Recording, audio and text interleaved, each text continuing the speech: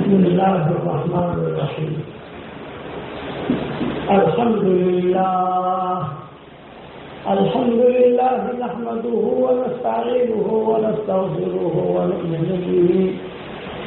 ونؤمن به ونتوكل عليه ونعوذ بالله من شرور أنفسنا ومن سيئات أعمالنا ونعوذ بالله من شرور أنفسنا ومن سيئات أعمالنا ونعوذ بالله من شرور أنفسنا ومن سيئات أعمالنا من يهده الله فلا مضل له ومن يضلله فلا هادي له ونشهد أن لا إله إلا الله وحده لا شريك له ونشهد أن سيدنا ومولانا محمدا عبده ورسوله صلى الله عليه وعلى آله وأصحابه وبارك وسلم تسليما كثيرا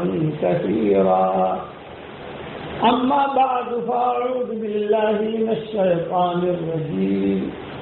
بسم الله الرحمن الرحيم. من عمل صالحا من ذكر أو أنثى وهو مؤمن فلنحيينه حياة طيبة ولنجزينهم أجرهم بأحسن ما كانوا يعملون. وقال الله سبحانه وتعالى ومن أعرض عن ذكري فإن له معيشة ضنكا ونحشره يوم القيامة أعمى قال رب لم حشرتني أعمى وقد كنت بصيرا قال كذلك أتتك آياتنا فنسيتها وَكَذَلِكَ الْيَوْمَ تُنْسَى. صدق اللہ العظیم. قابل احترام میری مائیں، بہنیں، بیٹیاں، بہوئیں، بچیاں اور ہمارے محترم بھائی، کچھ باتیں ایسی ہیں جس پر ساری دنیا کے لوگ متفق ہیں. مسلمان بھی کہتے ہیں کہ یہ بات صحیح ہے، ہمارے برادران وطن جو ہے وہ بھی کہتے ہیں کہ یہ بات صحیح ہے، یہود نصارہ بھی کہتے ہیں کہ یہ بات صحیح ہے. یعنی کوئی انسان اور جنات اس کی مخالفت نہیں کرتا، ہر آدمی کہتا ہے کہ نہیں یہ بات صحیح ہے. اور وہ کیا ہے؟ وہ ہے موت کا آنا. اس پر سب متفق ہیں. کسی مذہب والا یہ نہیں کہتا کہ نہیں ہم لوگ نہیں مریں گے، یا عورتیں نہیں کہتی کہ نہیں ہم نہیں مریں گے، زندہ رہیں گے. یہود نہیں کہتے، بلکہ ہر آدمی کہتا ہے کہ نہیں مرنا تو ہے. دنیا میں جو آتا ہے وہ مرنے کے لیے آتا ہے، جینے کے لیے نہیں آتا. اختلاف کس میں ہے؟ اختلاف اس میں ہے کہ مرنے کے بعد کیا ہوتا ہے. تو ہمارا مذہب یہ ہے کہ مرنے کے بعد اچھائی اور برائی کا بدلہ دیا جاتا ہے. جو اچھا کرے گا اس کا معاملہ اللہ کی طرف سے اچھا ہوگا، جو برا کرے گا اللہ کی طرف سے اس کے ساتھ معاملہ برا ہوگا. فرق اتنا ہے. تو میری پہلے جو ہے ہر صورت میں بیان کر رہا ہوں میں، اور انشاءاللہ یہ بیان ساری دنیا میں بھی جائے گا اور سب کی شکل میں انشاءاللہ. تو یہ یقینی ہے کہ مرنا ہے. جب مرنا یقینی ہے، دنیا کو چھوڑنا یقینی ہے، تو آدمی بھلائیاں کیوں نہ کرے، غفلت میں کیوں رہے. کچھوے کی عمر سب سے لمبی عمر ہوتی ہے. کچھوا 600 سال، 700 سال، 800 سال میں زندہ رہتا ہے. اور سانپ جو ہے یہ اپنی موت مرتا نہیں ہے. کوئی مارے تو مرے گا. جب کسی نے مارا تو میں اسی لیے حیا کہتے ہیں. سانپ اپنی موت نہیں مرتا، کہ وہ کوئی مارے گا یا کوئی ایکسیڈنٹ میں آ جائے گا تو مر جائے گا، لیکن اپنی موت، جانور اپنی موت مر جاتے ہیں نا. تو ویسا اپنی موت مر گیا، بیماری لگ گئی. اسی طریقے سے یہ جو ہے اپنا گھوڑا، اس کی بیماری لگ گئی، مر گیا.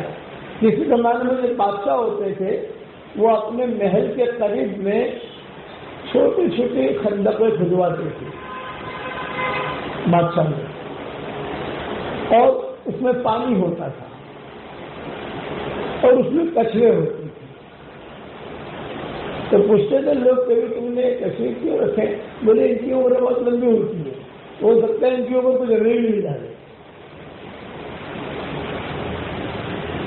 حالانکہ تو ہوتا نہیں تھا، ان کے خیالوں میں یہ چیزیں ہوتی تھی. لیکن سب جو ہے مرتے ہیں، دنیا چھوڑ کے جاتے ہیں، جانور ہو کے انسان.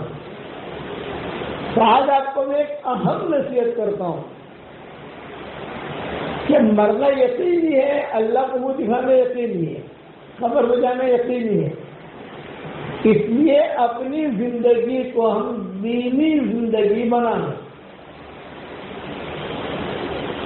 ہماری سوچ دینی، بے دینی کے لیے. مال کا نشہ، مال کی چمک یہ چند دنوں کی ہوتی ہے، اور نماز کی چمک یہ مرتدل تک ہوتی ہے. مال کا جو نشہ ہوتا ہے وہ تھوڑے دنوں کا ہوتا ہے. مال ہے، آگے دوڑتا ہے، پٹ کرتا ہے مال. اور مال کی گرمی ایسی گرمی ہوتی ہے کہ وہ آدمی کو سمجھ میں نہیں آتی، لیکن اس کے چلنے کی، بات کرنے کی، اس کی ترتیب بدل جاتی ہے. مال ہے، لیکن یہ چمک کچھ وقت کے لیے، جب تک صحت ہے تب تک مال کی چمک ہے. یا مال ہے تو مال کی چمک ہے، بعد میں آدمی مر گیا تو ختم ہو گئی مال کی چمک. تو آج میں دعوت دیتا ہوں آپ کو اللہ کی طرف، اللہ رسول کی طرف، نماز کی طرف، قرآن کی طرف، دینی کاموں کی طرف، بھلائیوں کی طرف. اور میری باتوں پر عمل کرو گی تو انشاءاللہ مرنے کے بعد کامیابی کا ملنا یقینی ہے، 100%. اور اگر میری بات پر عمل نہیں کیا، بے دینی والی زندگی گزری، نماز کا ٹھکانہ نہیں، پردے کا ٹھکانہ نہیں، قرآن پاک کی تلاوت کا ٹھکانہ نہیں، شوہر کی اطاعت کا ٹھکانہ نہیں، تنہائی کے گناہ موجود ہیں، تو مرنے کے بعد ناکامی کا آنا یہ یقینی ہے. مرتی اللہ کا عذاب پکڑ لے گا.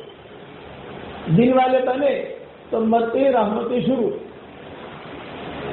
اسی لیے اللہ تعالیٰ قرآن میں فرماتے ہیں من عمل صالحا من ذکر او انثى وهو مؤمن فلنحيينه حياة طيبة وَلَنَجْزِيَنَّهُمْ أَجْرَهُمْ بِأَحْسَنِ مَا كَانُوا يَعْمَلُونَ.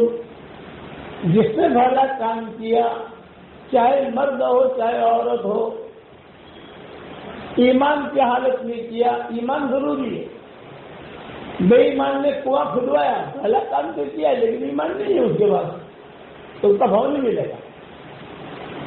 بے ایمان نے ہسپتال کھلوایا، تو ہسپتال کھلوانا یہ بھلا کام ہے لیکن ایمان نہیں ہے تو اس کا ریٹ نہیں ملے گا. بے ایمان نے جو ہے بہت غریبوں کی مدد کی، بہت غریبوں کی مدد کی، لیکن ایمان نہیں ہے تو بتایا کہ اس کا ریٹ آخرت میں نہیں ملے گا، دنیا میں اللہ دے دے گا اس کو، بھائی یہ لے لے، یہ لے لے، یہ لے لے. ریٹ پہ ملتا ہے وہ ایمان پر ملتا ہے. آج میں چاہتا ہوں کہ ہماری جتنے مائیں بہنیں ہیں اپنا ایمان میرے ساتھ تازہ کریں. میں جو پڑھاؤں وہ پڑھو، مرد بھی پڑھے، عورتیں بھی پڑھیں. پڑھیے میرے ساتھ، اشہد ان لا الہ الا اللہ واشهد ان محمد رسول اللہ صلی اللہ علیہ وسلم. یہ ہمارا ایمان تازہ ہو گیا. ایمان تازہ کرتا رہا کرو. حدیث شریف میں آتا ہے جددوا ایمانکم، اپنا ایمان تازہ کرو. آج ہم اپنے ایمان کو تازہ کرتے ہیں، کپڑے تازہ کرتے ہیں. کپڑے نئے نئے پہنیں گے، زیورات نئے نئے پہنیں گے، کیونکہ دین کا ماحول نہیں ہے، بے دینی کا ماحول ہے. تو میری ایک بات یاد رکھنا، شروع سے جو بات لے کر چلا ہوں، موت کا آنا یقینی ہے، اور یہ دین موت پر کامیابی دلائے گا، دنیا میں بھی کامیابی دلائے گا. وعدہ ہے. من عمل صالحا من ذکر او انثى وهو مؤمن فلنحيينه حیاتا طیبہ. جس نے بھلا کام کیا، چاہے مرد ہو چاہے عورت ہو، ایمان کی حالت میں کیا، ہم اس کو پاکیزہ زندگی دیں گے، کھاد والی زندگی، سکون والی زندگی، چین والی زندگی یہ دنیا میں. اور مرنے کے بعد وَلَنَجْزِيَنَّهُمْ أَجْرَهُمْ بِأَحْسَنِ مَا كَانُوا يَعْمَلُونَ، اور ان کو بہترین بدلہ دیں گے ہم مرنے کے بعد، بہترین بدلہ. دینی مزاج کس کو کہتے ہیں؟ اس پر میں ایک یا دو قصے سناتا ہوں آپ کو. صلاح الدین ایوبی جو تھے، یہ بڑے خاندان کے بیٹے تھے. ان کا خاندان بہت بڑا تھا، شاہی خاندان تھا، بڑے لوگ تھے. صلاح الدین ایوبی جنہوں نے بیت المقدس فتح کیا. تو صلاح الدین ایوبی کے والد جو تھے یہ شادی نہیں کرتے تھے. خاندان کی لڑکیاں، خاندان کی بوڑھی عورتیں، صلاح الدین ایوبی کے والد یہ کرد ہے. کرد ایک ترک ہے اور ایک کرد ہے. بس ترکوں کے مقابلے کرد جو ہے زیادہ مضبوط ہوتے ہیں. کردی تھے تو شادی نہیں کرتے تھے. تو خاندان کی عورتیں کہتی تھی ایسی بات نہیں ہے، اللہ نے اتنا مال دیا ہے کہ شادی کرتا نہیں ہے، شادی کر شادی کر شادی کر. تو منع کرتے تھے، مجھے شادی نہیں کرنی. صلاح الدین ایوبی کے والد. تو ایک مرتبہ سارے خاندان کی لڑکیاں، خاندان میں لڑکیاں ہوتی ہے، چچا گھر بہنیں ہوتی ہے، پھوپھی گھر بہنیں ہوتی ہے، خالہ گھر بہنیں ہوتی ہیں، چچیاں ہوتی ہیں، اور بوڑھی عورتیں ہوتی ہیں. بوڑھی عورتیں تو سب سے زیادہ خطرناک رہتی ہیں خاندان کے اندر، جوڑنا توڑنا، ادھر ادھر کی باتیں کرنا ہے. ان سب نے ان کو پکڑ لیا صلاح الدین ایوبی کے والد کو. یہ کسی سے زیادہ ملتے ہی نہیں تھے، لیکن خاندان میں جو فنکشن ہوتا ہے، شادی کا فنکشن ہوتا ہے، جانا پڑتا ہے. بڑے لوگ تھے، مالدار لوگ تھے، تو کچھ بوڑھی عورتوں نے انہیں پکڑ لیا اور بہنیں بھی کھڑی ہو گئی. یہ اتنی لڑکیاں ہیں کہ جون سی لڑکی پسند کرتے ہوئے شادی کرا دیتے ہیں صلاح الدین ایوبی کے والد کو. تو صلاح الدین ایوبی کے والد جو ہے وہ اپنی نگاہ یوں نہیں کرتے تھے، نہیں ماما مجھے چھوڑو. اچھا بعض مرتبہ آدمی بہت بڑا ہوتا ہے، لیکن بعض ایسی بوڑھیوں کے ہاتھ نکل جاتا ہے کہ پولیس والوں سے اتنا نہیں ڈرتا جتنی بوڑھی عورتوں سے ڈرتا ہے. پولیس والوں کو تو رشوت دے کر چھٹی کر لیں گے، لیکن یہ بوڑھی یہ عورتیں ان سے کیسے چھٹی لیں گے؟ تو پکڑ لیا بوڑھی عورتوں نے. تو ایسی بات نہیں ہے، تیرا اتنا مال ہے، اتنا بنگلہ ہے، تو شادی کرتا نہیں ہے. یہ لڑکیاں کھڑی ہیں تیری پھوپھی ساتھ بہنیں، خالہ ساتھ بہنیں، دیکھ یہ کھڑی ہے کھڑی ہے. یہ سب نیچا کر کے جب وہ نہیں ہم نے نہیں ان شاء اللہ ابھی تو ارادہ نہیں، ابھی اگر بوڑھا تو ہو گیا تو شادی کرے گا. تو یہ کا غصہ ہے صلاح الدین ایوبی کے والد کو، اور غصے نے کہا تم سب جو ہے میری شادی کرانے کے لیے تلی ہوئی ہو.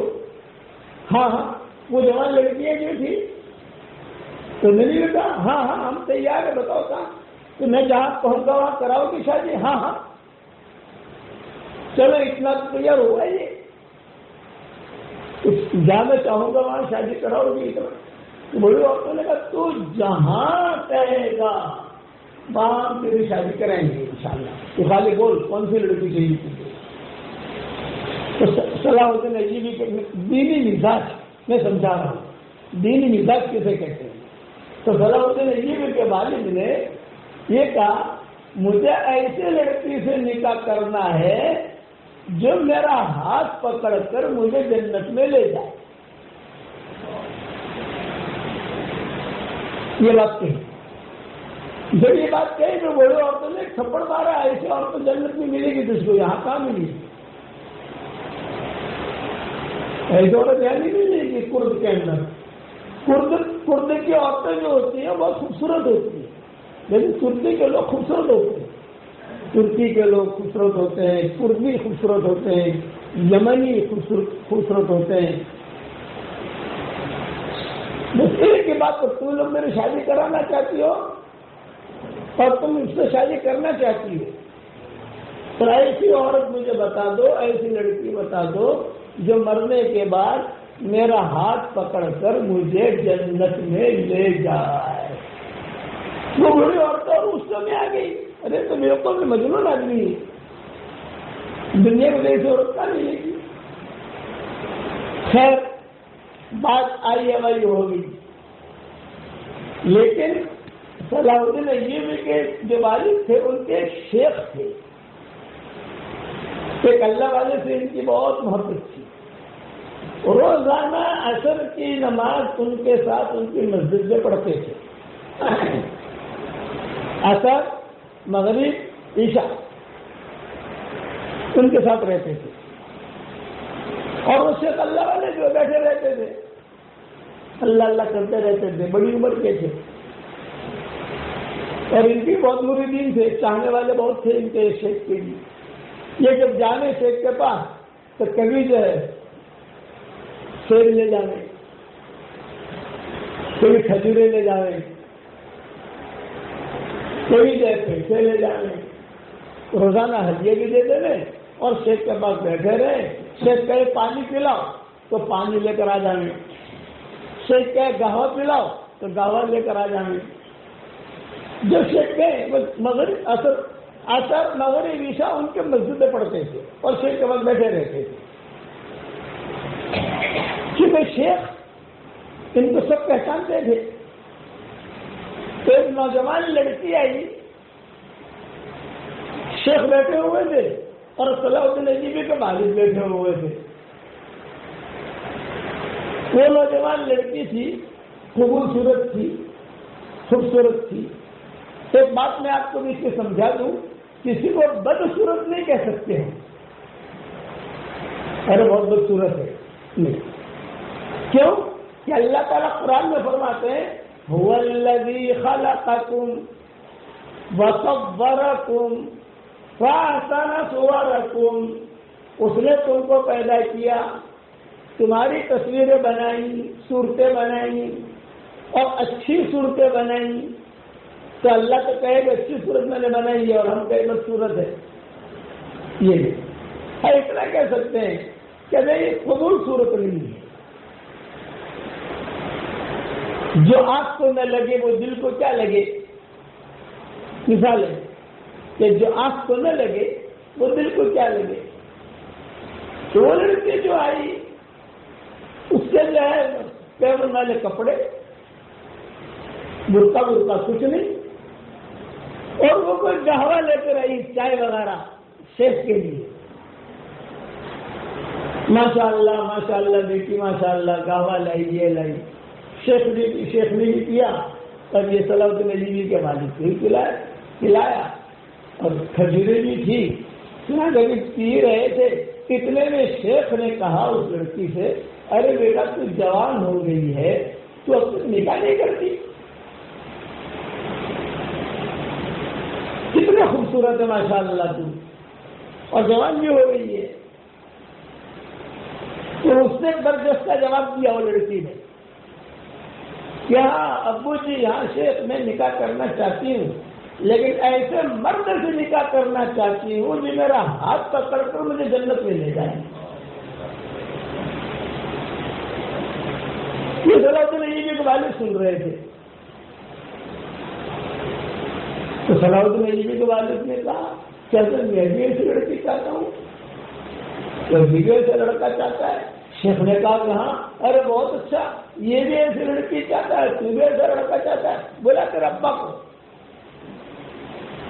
اس زمانے میں شادیوں میں دھمال نہیں ہوتی تھی، مثال ہمارے یہاں دھمال ہوتی ہے،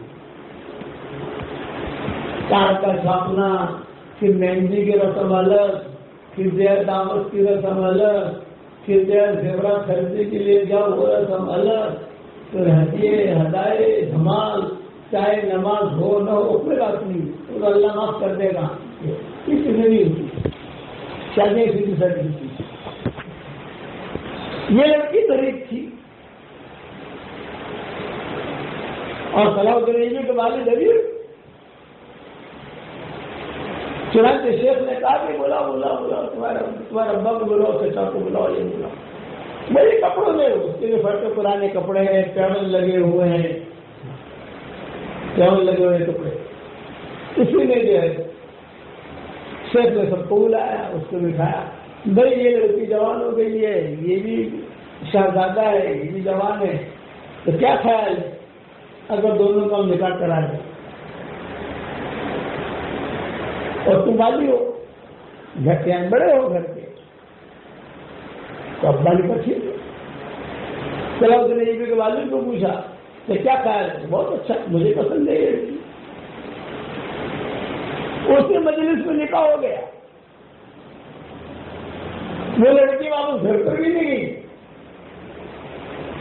نکاح ہو گیا، میاں بیوی بن گئے، چلو مسافر کرو، مسافر کیا مہر مقرر ہوئے، یہ ہوا، اور دونوں اسی وقت جو اس لڑکی کو دے دیا جاتا ہے تیری بیوی کو لے جا، نہ گھر گئی، نہ کپڑے بدلے، نہ خوشبو لگائی، نہ دلہن بنی، کچھ بھی نہیں۔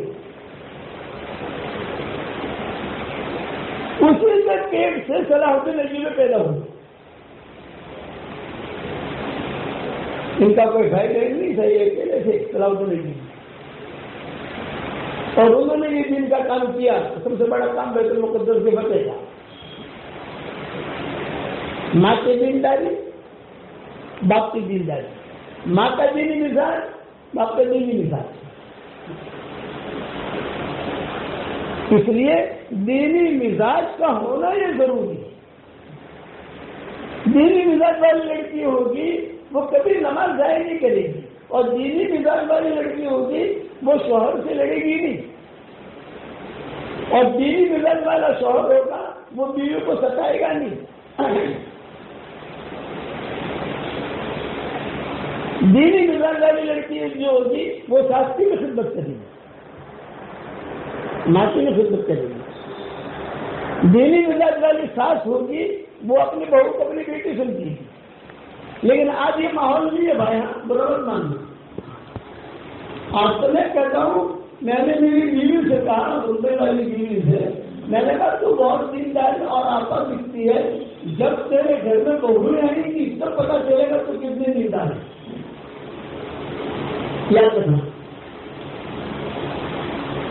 اس لیے کہ جتنے بھی دیندار آپا ہو، لیکن جب گھر میں بہو آتی ہے نا تو تھرمامیٹر ہے، پتہ چل جاتا ہے کہ کتنے پانی میں۔ اس لیے میں کہتا ہوں اپنے آپ کو بہت بڑا مت سمجھو، کون کتنے پانی میں ہے وہ اللہ سا جانتا ہے۔ فلا تزکوا انفسکم هو اعلم بمن اتقى۔ ہمارے یہاں اچھا یہ لڑائی خالی ہندوستان پاکستان بنگلہ دیش میں ہوتی ہے، ساس بہو، عربوں میں نہیں ہوتی۔ عربوں میں کبھی بھی ساس بہو کی ہم نے لڑائی زندگی میں نہیں سنی، حالانکہ میں کتنا رہتا ہوں عربوں میں، مدینہ منورہ میں کتنے میرے بیانات ہوتے ہیں وہاں پر، کبھی بھی میاں بیوی لڑائی ہوگی، میاں بیوی آپس میں ٹکرائے گی، لیکن ساس بہو، نند، جیٹھانی، یہ جو ٹکرے ہیں کبھی کبھی۔ اور مجھے تو یہ بھی یاد نہیں پڑتا کہ حدیثوں میں ان کے قصے آتے ہیں۔ پھر دنیا تو چل رہی ہے تو ظاہر بات ہے کہ شادی کرتا آدمی تو جو ساسوی ہوتی ہے یہ ہوتا ہے، کبھی بھی عربوں میں ہم نے نہیں دیکھی ساس بہو کی لڑائی۔ میں عربوں کے ساتھ جب بیان میں جاتا ہوں تو وہاں ایک بہت بڑی بینک ہے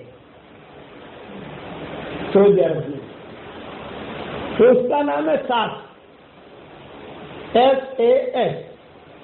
تو میں عربوں کو کہتا ہوں شوف ایک هذا بنك كبير، هذا بنك كبير، هذا عندنا في المملكة. طب هذا خطر جدا عندنا في الهند. میں کہتا ہوں عربوں کو، وہ عرب سمجھتے نہیں ہے. میں نے کہا هذا خطر جدا عندنا في ايش عندكم معاملہ. میں سمجھاتا ہوں کہ ساتھ ہمارے اس کو کہتے ہیں. یہ بے دینی کی وجہ سے ہوتا ہے. بے دینی والا مزاج. دینی مزاج ہوگا بات لڑائی نہیں ہوگی، ایک دوسرے کو معاف کرے گی. فمن عفا واصلح فاجره على الله.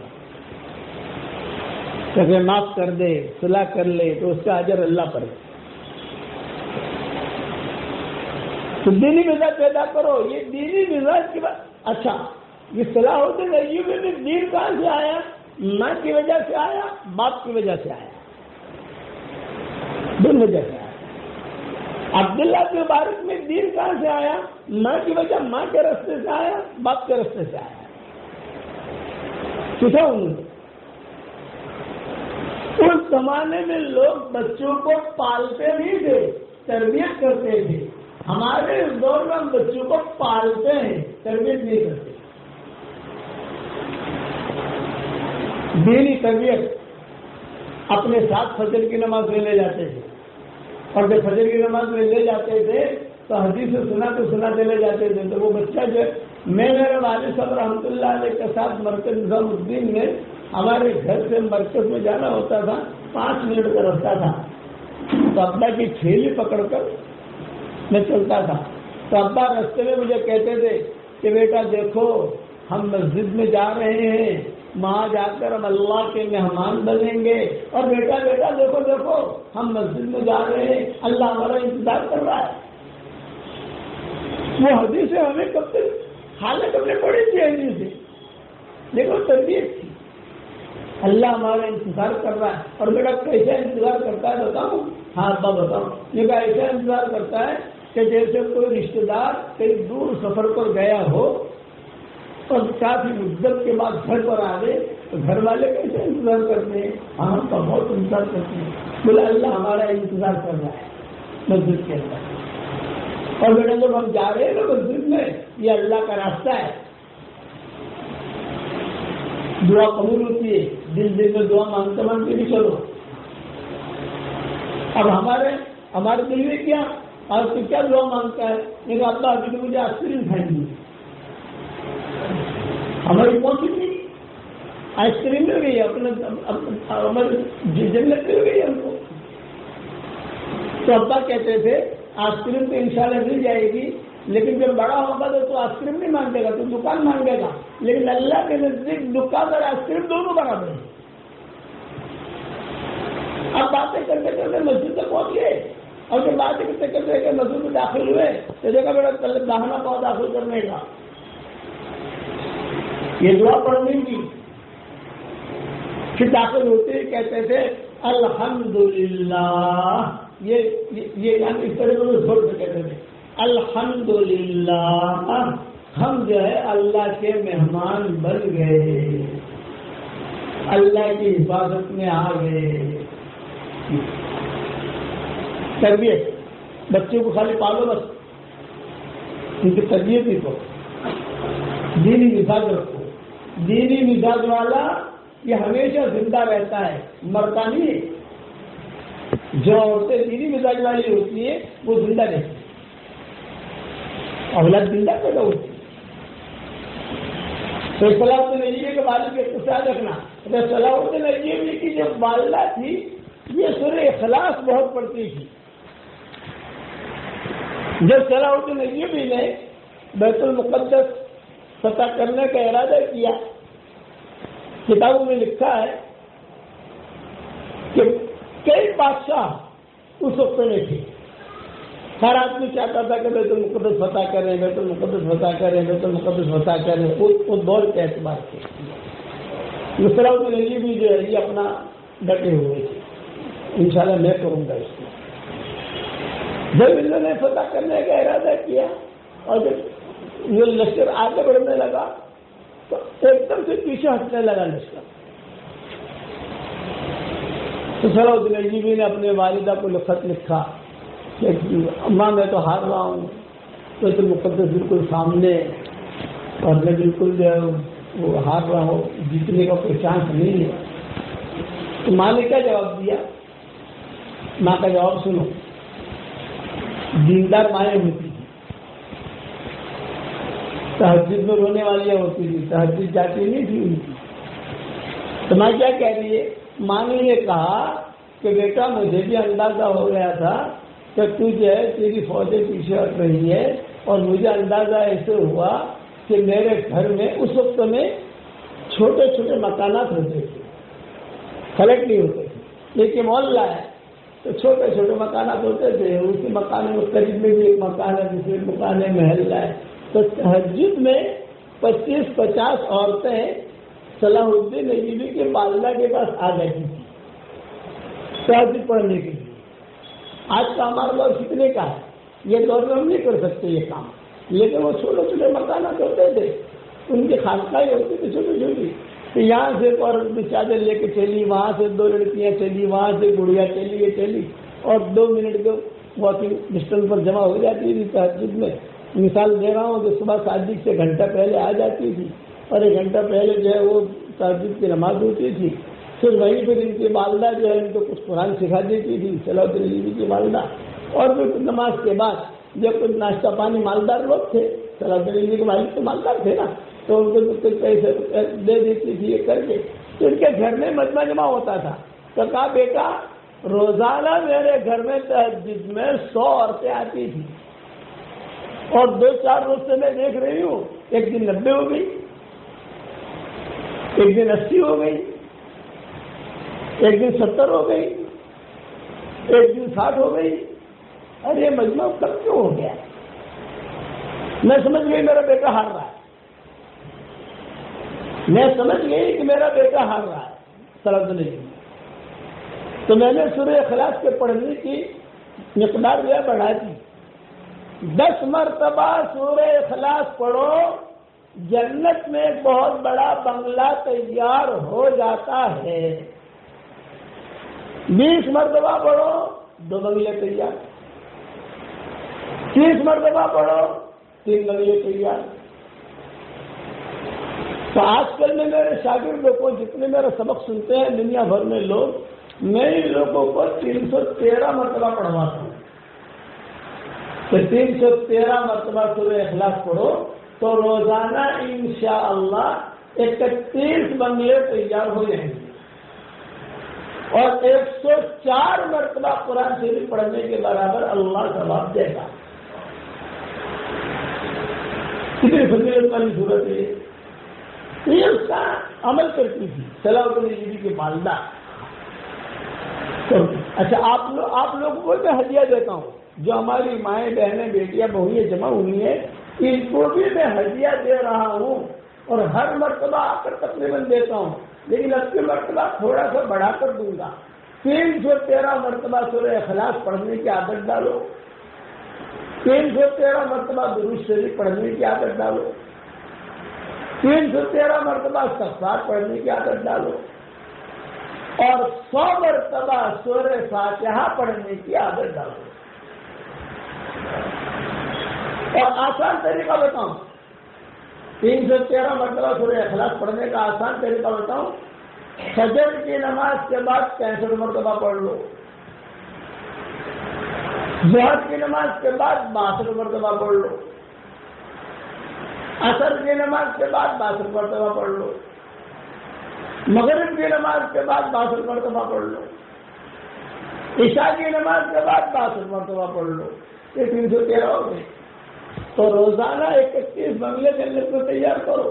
جب روزانہ 31 بنگلے جنت میں تیار کرو گی اور 31 بنگلے اللہ ہمیں دے گا، ایک بات یاد رکھنا، بنگلے خدا کی قسم کھا کے کہتا ہوں ضرور ملیں گے، اور کوئی انکم ٹیکس والا آپ کو پریشان بھی نہیں کرے گا۔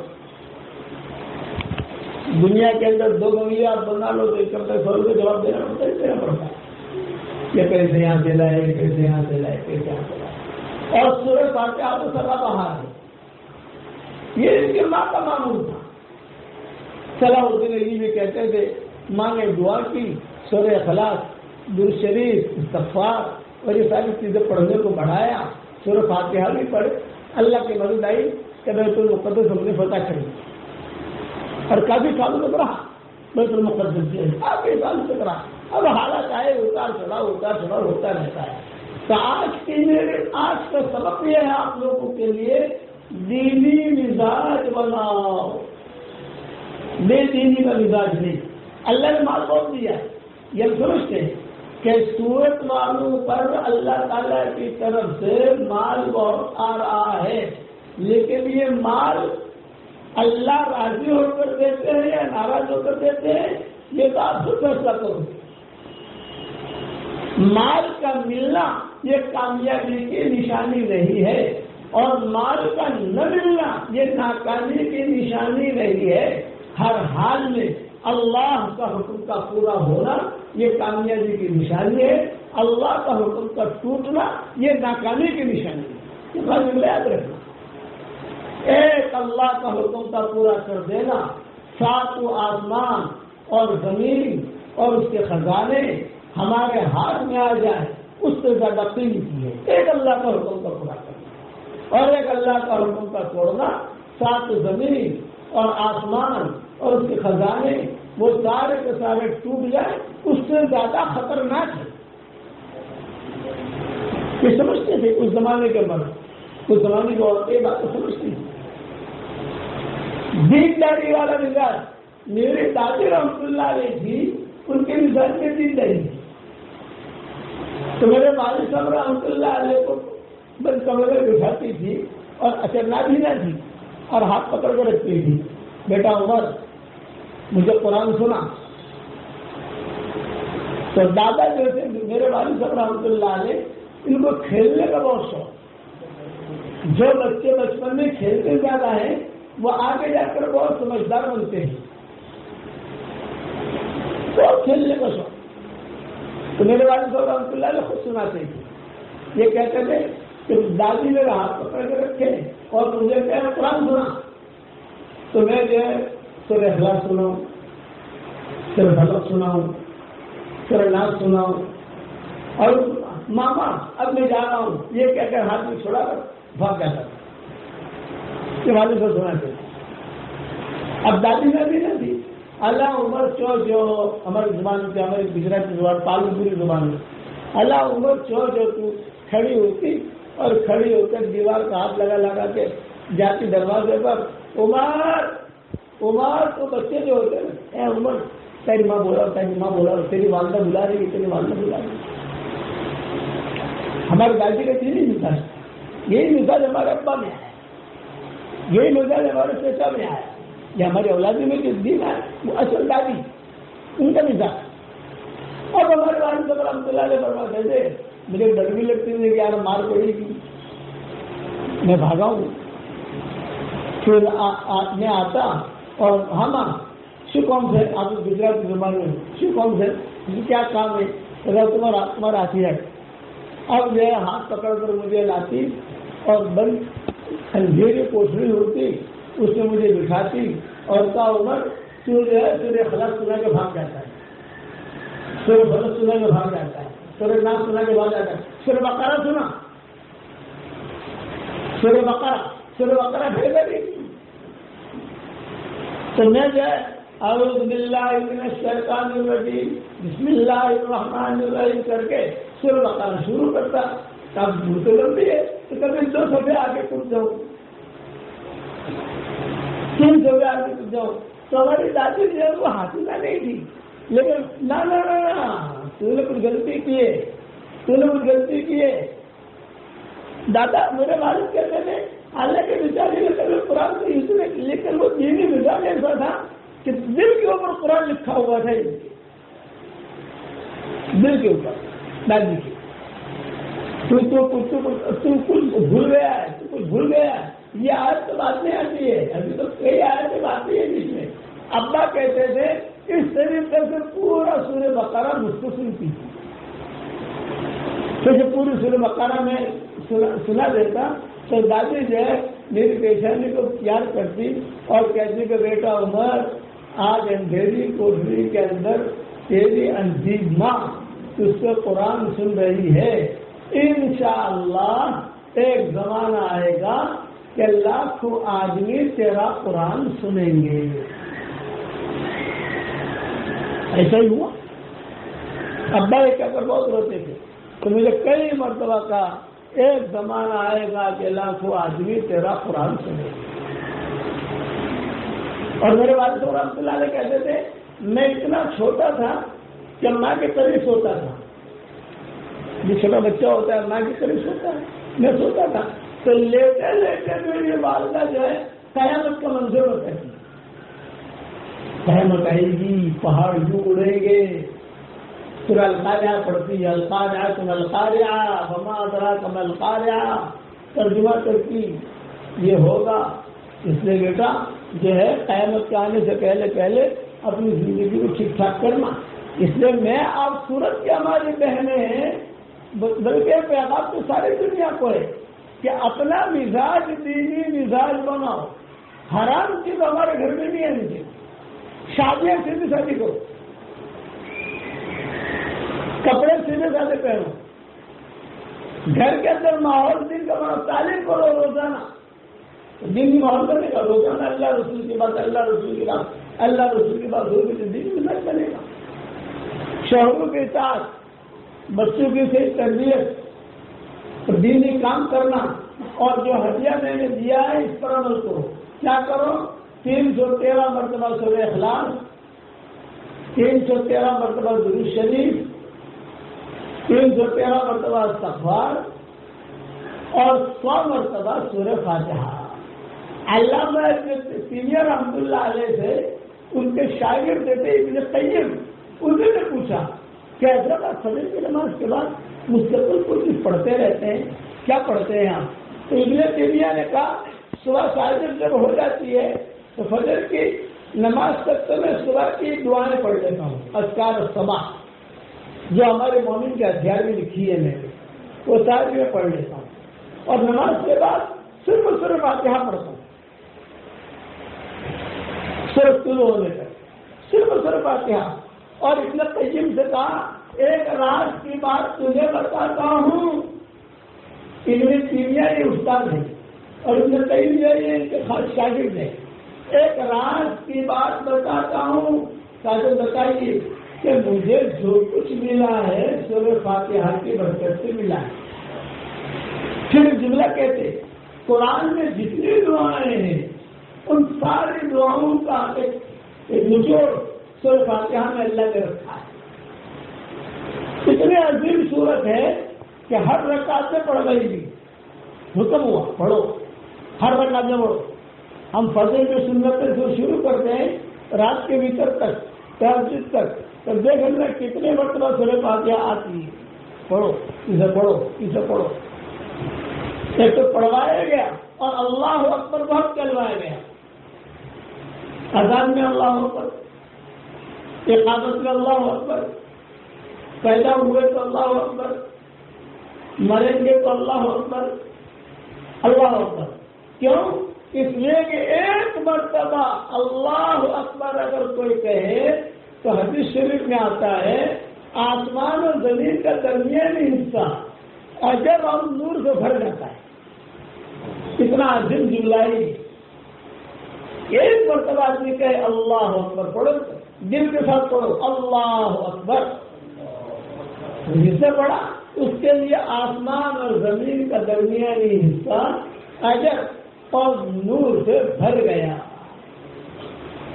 یہ اللہ کو بہت پسند ہے، اس لیے اللہ تعالیٰ نے پیدا ہوتے ہی مرتبہ تک اللہ اکبر اللہ اکبر۔ اب آپ گنو، ایک مرتبہ میں نے گنا تھا، تم بھول گیا، سبق دیا تھا میں نے، یعنی ہر رکعت کے اندر اللہ اکبر ہے۔ حالانکہ کر سکتے تھے اللہ اکبر کر کے نماز شروع کرو۔ اب رکوع میں جانا ہے الحمدللہ، رکوع میں چلے جاؤ، کھڑا ہونا ہے سبحان اللہ، کھڑے ہو جاؤ، رکوع میں جانا ہے، پھر لا الہ الا اللہ کر کے سجدے میں جاؤ، یہ نہیں اللہ اکبر اللہ اکبر اللہ اکبر اللہ اکبر، بار بار بار بار بار بار۔ اسی لیے حضور صلی اللہ علیہ وسلم نے فرمایا کہ ایک مرتبہ اگر کوئی اللہ اکبر دھیان سے پڑھے تو اس کو اللہ کتنا اجر دے گا؟ آسمان اور زمین کا درمیانی حصہ اجر اور نور سے بھر جاتا ہے۔ اس لیے بس آج کا سبق آپ کا یہ ہے، اپنا مزاج دینی مزاج بناؤ۔ اور 313 مرتبہ کیوں پڑھواتا ہوں بھائی؟ لیکن 313 کا جو عدد ہے یہ بدرین کا ہے، اس عدد کے اندر اللہ نے کرنٹ رکھا ہے، بدرین کا ہے کہ یہ عدد جو ہے یہ بہت انشاءاللہ فائدے میں رہیں گے۔ 313 مرتبہ پڑھیں گے تو 313 والی مدد بھی آئے گی انشاءاللہ، 313 والی مدد ہو جائے گی انشاءاللہ۔ اور نمازوں کا اہتمام کرو، قرآن شریف کی تلاوت کا اہتمام کرو، موبائل سے زیادہ دوستی مت رکھو، اس طرح کی چیز ہے، موبائل سے زیادہ دوستی مت رکھو، اپنے بچے کی عادت مت ڈالو۔ اور گھر میں تعلیم اللہ کے راستے کی نقل و حرکت، کبھی 3 دن چلے گئے مشورے کے ساتھ، کبھی 10 دن چلے گئے مشورے کے ساتھ، تو اللہ تعالیٰ دنیا کی زندگی بھی ہماری اچھی گزارے گا، مرنے کے بعد بھی اچھی گزرے گی، اور حشر کا میدان میں داہنے ہاتھ میں نامہ اعمال آئیں گے ہمارے، دینی مزاج ہوگا داہنے ہاتھ میں۔ فَأَمَّا مَنْ أُوتِيَ كِتَابَهُ بِيَمِينِهِ فَيَقُولُ هَاؤُمُ اقْرَءُوا كِتَابِيَهْ إِنِّي ظَنَنتُ أَنِّي مُلَاقٍ حِسَابِيَهْ فَهُوَ فِي عِيشَةٍ رَاضِيَةٍ فِي جَنَّةٍ عَالِيَةٍ قطوفها دانية كلوا واشربوا هنيئا بما أسلفتم في الأيام الخالية۔ یہ دیندار عورت، دیندار مرد، دانے ہاتھ میں نامہ اعمال، موت کا وقت آئے گا فرشتے اکرام کے ساتھ لے جائیں گے،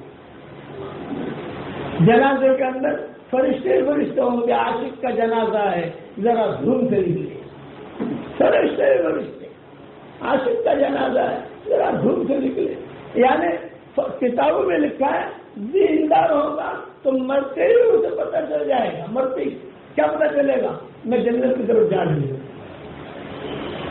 میں جنت کی طرف جا رہا ہوں، خوشبو ہوگی، روح کا نکلنا آسان ہوگا، اور جہاں جہاں سے اس کا جنازہ گزرے گا سب روئیں گے۔ کیوں روئیں گے؟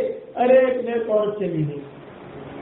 آپ کے مرنے کے اوپر آسمان کا وہ دروازہ روئے گا جس سے آپ کی نیکیاں جڑتی ہیں۔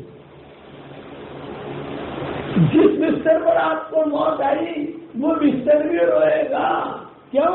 کیا ہے یہاں بیٹھ کر اللہ اللہ کرتی تھی۔ جس مسلح پر نماز پڑھتی تھی وہ مسلح بھی روئے گا۔ کیا یہاں جو ہے نماز پر سجدہ کرتی تھی۔ اور اگر بے دینی والی زندگی ہوئی تو سب کہیں گے لعنت لعنت، اچھا ہے بلا ٹلی، اچھا ہے بلا ٹلی۔ ہمیں دینداری والی زندگی گزارنی ہے، ٹھیک ہے بھائی انشاءاللہ۔ اب دعا کر لو۔